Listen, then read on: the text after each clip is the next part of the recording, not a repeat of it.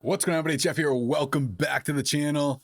The data is out, both the consumer price index and the producer price index. We're going to go over in just a moment. In my most recent video, I had said that based on what I'm seeing when it comes to the price action, how the pre-market is reacting, how investors are also reacting during the intraday when Fed presidents are speaking, I have this feeling, okay, that the impact of inflation is starting to wear off. What I mean by that is this inflation scare, we've heard it for so long. We've been dealing with it for so long that the markets are just starting to get a little bit sick and tired with it. Now, I'm going to explain to you exactly why I think that, which I talked about in my last video. And as we look at the charts from where we closed on Monday, now we still do have about 45 minutes from the market close. We closed at about 413 on Monday, and we are not far off from that. Now, we do have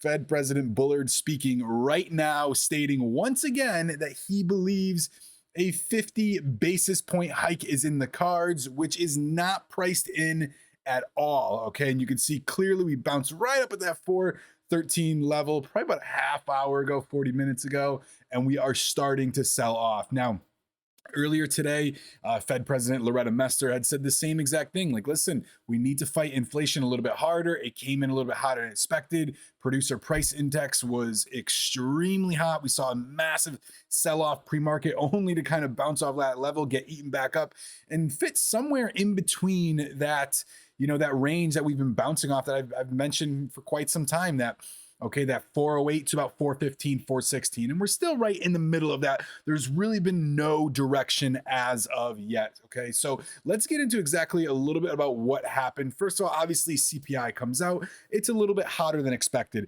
Expectations were for our headline number to be 6.2%. It comes in at 6.4%. This was the first month that was calculated on the new metric. Okay, some economists out there that say that, listen, if they went off the old metric, that number really would have been somewhere around the 6.7%.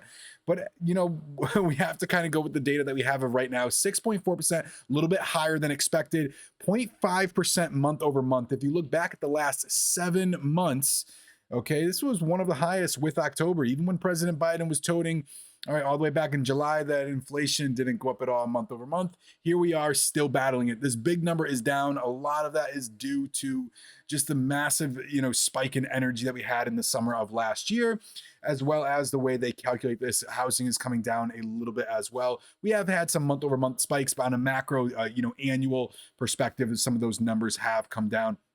The market did not react really in a negative manner at all. We'll zoom in a little bit. As you can see here, it was a little bit of indecisiveness. It spiked, it came back down, and we really just chopped around. If you think about it, where we ended that day was pretty much exactly where we ended the day previously. Okay, so you had a couple things. You had headline come in a little bit hotter than expected, which generally would be negative for the market. However, that month over month, considering the December was 6.5% annual, had come down a little bit. Okay, so that still keeps what Jerome Powell is saying somewhere in line, okay, of where he expects the Fed fund rates to be and how that is going to work. Now, today, the producer price index comes out. Okay, producer prices rose in January, but annual inflation continued to cool. Now, if you're unfamiliar with the producer price indexes, it's basically what the producers, the companies that sell you, these commodities, where their numbers are, okay, where their metrics are. Now, the reason why they look at these things separately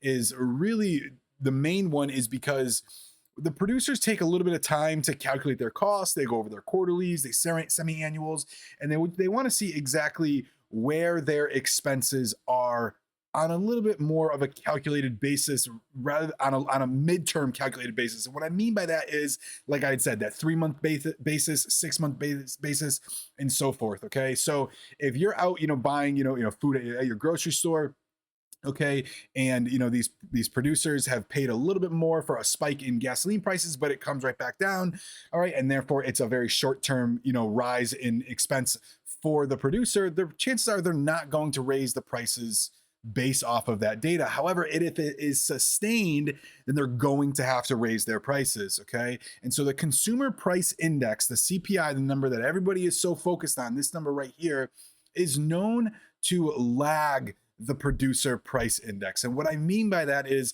when producer price index is rising, okay, the consumer price index will continue to rise after it. Okay, costs will rise for the producer, the companies that sell you those goods first, and then those companies will then have to pass off their added expenses onto the consumers. It's the only way, for these companies to stay in business. It's, economics 101. Here is a just really brief, statement from Kurt Rankin, which is another senior, economy. Says January's PPI report is a setback in the battle against inflation. Okay, PPI increases translate into CPI gains with a lag as producers pass their costs. Like I just said, both in terms of raw materials and in transportation of goods to the market. That transportation is very, very key.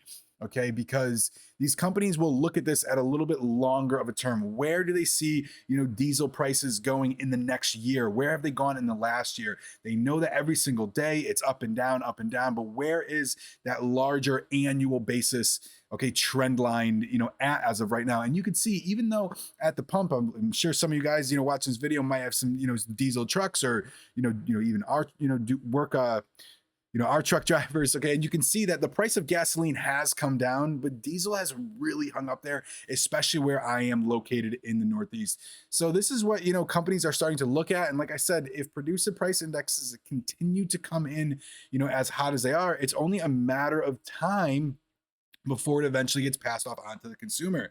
All right. Now, like I said, you do have Fed President Bullard speaking as of right now as I'm making this video. And you can see we rejected off that 413. We're coming down pretty hard to another big level of that 410. It's probably one of the biggest volume that we've had, besides for the opening spike. 408 maintains to be a very big level of support.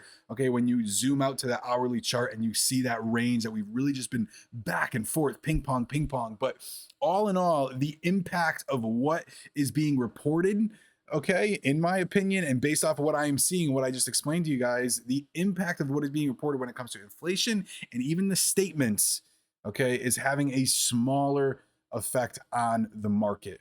Okay, now we do have, a little bit more time before the next FOMC, because they do not meet in February, and exactly want to understand where Jerome Powell, sees inflation going. Now, the minutes are coming out for January's meeting very shortly.